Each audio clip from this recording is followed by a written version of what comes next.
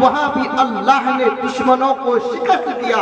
مسلمان وہاں بھی تھے جب وہ 10,000 کی تعداد میں تھے اور لاکھوں کی تعداد میں دشمن تھے. مسلمان نے ان دشمنوں کو شکست دیا.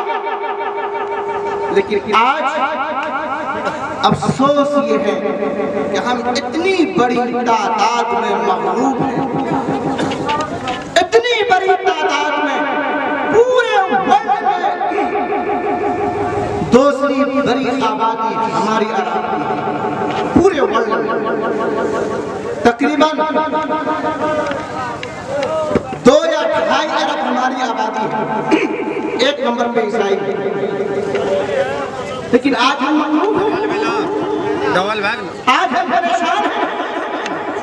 آج دنیا کے حکمراں تعلیم یافتہ اقواموں کی جب فہرست بناتی ہے تو سب سے کم پڑھے لکھے لوگوں کا جب نام آتا ہے یہی مسلمان نظر آتا ہے. یہی مسلمانوں کا نام سب سے نیچے ہوتا ہے. میرے محترم دوستو, آپ کو یاد ہے جس وقت آپ کے نبی مکہ کے اندر آئے تھے, مکہ میں چوری بھی تھی, زناکاری بھی تھی, شراب نوشی بھی تھی, عیاشی تھی, ہر گناہ مکہ بنا ہوا تھا. لیکن جب آپ کے نبی آئے, آپ کے رب نے محمد رسول اللہ سرکار دو عالم صلی اللہ علیہ وسلم کو نبی بنایا, پہلا حکم دیا, پہلی وحی نازل فرمایا, تو اللہ نے یہ نہیں کہا کہ مکہ کے لوگ چور ہیں, چوری بند کرو. مکہ کے لوگ قاتل ہیں, قتل بند کرو. مکہ کے لوگ شرابی ہیں, شراب بند کرو.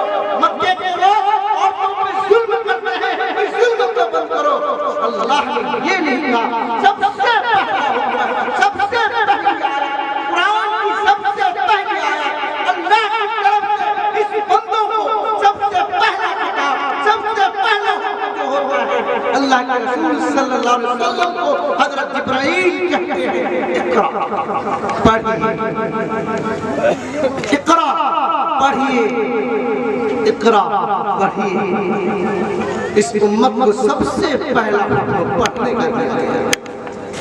آج کہاں ہیں, کتنے بچے ہمارے پڑھ رہے ہیں؟ پنجاب کی وادیوں میں جا کر دیکھیے, گرمی کے زمانے میں روپا روپنے والے یہی آپ کے نوجوان بچے نظر آتے ہیں. اگر آپ ٹھنڈی کے زمانے میں جائیں گے تو گنگا چھیلنے والے یہی قوم نظر آتی ہے. دہلی کے ہوٹلوں میں جائیے, ممبئی کے سڑکوں پہ جائیے تو مزدوری کرتے ہوئے یہی قوم کے لوگ ملیں گے. کیوں؟ پانی کی چیز کا حکم دیا تھا, آپ کو پڑھنے کا حکم دیا تھا, آپ نے پڑھنا چھوڑ کر پریشانی خرید لی. آپ نے تعلیم کے بدلے میں ذلت اور پسماندگی کو اختیار کیا. یاد رکھیں, دنیا تاریخ میں لکھتی ہے جو قوم سب سے زیادہ پڑھی لکھی ہے, جو قوم سب سے زیادہ ایجوکیٹڈ ہے, جو قوم سب سے زیادہ علم کا حامل ہے, دنیا اس کا قدم چوم رہی ہے اور دنیا کہتی ہے وہی سب سے زیادہ ترقی یافتہ قوم ہے. میرے محترم دوستو, تعلیم آئے گی, ترقی آئے گی. جہالت اگر آپ لائیں گے تو پستی اور تنزلی آئے گی. ضروری ہے میرے محترم دوستو کہ ہم سماج سے جہالت کو دور کریں, ہم تعلیم کو لائیں. آج تعلیم کے اوقات میں مسلمان کے بچے روز سڑکوں پہ نظر آتے ہیں. آپ ہمارے ہندو بھائی, سکھ بھائی اور عیسائی بھائیوں کے دروازے پر جا کر دیکھیں, ان کے محلوں میں دیکھیں, خدا کی قسم تعلیمی اوقات میں ان کے بچے روڈ اور سڑکوں پر نہیں ملیں گے. ان کے بچے اسکول اور کالج میں ملیں گے.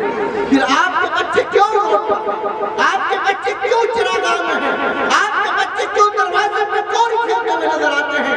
مسلمانوں, اگر تم نے اپنے بچوں پر اسی طرح ظلم کیا, اسی طرح تعلیم سے دور رکھا, اسی طرح جہالت کے گڈھے میں ڈھانپے ہوئے رکھا, تو یاد رکھنا آج آپ پنجاب میں جا کر گنگا چھیلتے ہیں, ہوٹلوں میں جا کر پلیٹ صاف کرتے ہیں, کل آپ کے بچے کا نام نشان بھی بتا دیا جائے گا. ہم نے تعلیم کے نام پر کھلواڑ شروع کر دیا.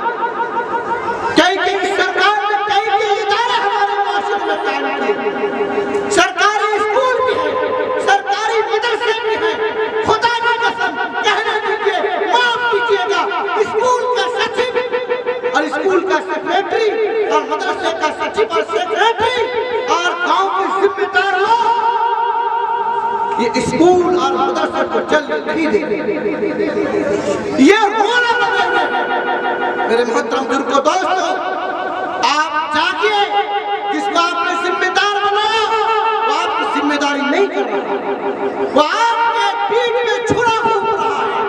اگر وہ آپ کی ذمہ داری کرتا تو سماج کے اندر سب سے زیادہ اگر کسی کام کی طرف توجہ ہوتی تو تعلیمی ادارے کی طرف توجہ ہوتی۔ آج میرے محترم بزرگوں دوستو، معاف کیجیے گا، آپ کے بچوں کو تھالی میں چاول دے دیا سرکار نے اور آپ کے کھاتے پہ وہ 500 وہ 1000 روپے دے دیا۔ آپ اسکول اور کالج اور مدرسہ اس لیے جاتے ہیں کہ ماسٹر صاحب ہمارے بچے کا پیسہ دیا ہے، ماسٹر صاحب آج ہمارے بچے کو کھانے میں انڈا نہیں ملا۔ کبھی آپ نے جھانک کر دیکھا کوئی شخص ہے، کوئی فرد ہے وہ یہ کہے کہ آج ہم اسکول اس لیے گئے تھے کہ ہم جائزہ لیں کہ ماسٹر صاحب ہمارے بچوں کو آج آپ نے کیا پڑھایا؟ میرے محترم بزرگوں دوستو، کب تک آپ کے ساتھ کھلواڑ ہوتا رہے گا؟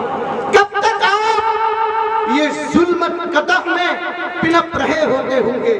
میرے محترم بزرگوں دوستو، نکلیے اس ظلمت قدا سے، آئیے روشنی کی طرف، فکر پیدا کیجیے، اپنے ذہن ٹانگ توڑ دیں گے۔ ان کی جرات کیسے ہوئی کہ میری ماں کو ہاتھ لگا دے؟ کہاں ہے وہ؟ اس چھوٹے نے یہ باتیں کہی، باپ فوراً نکل کر آیا، کہہ رہے تو مجھ کو مارے گا؟ کہا کہ ٹھہریے، رک جائیے میاں، اس بچے کی غلطی نہیں ہے۔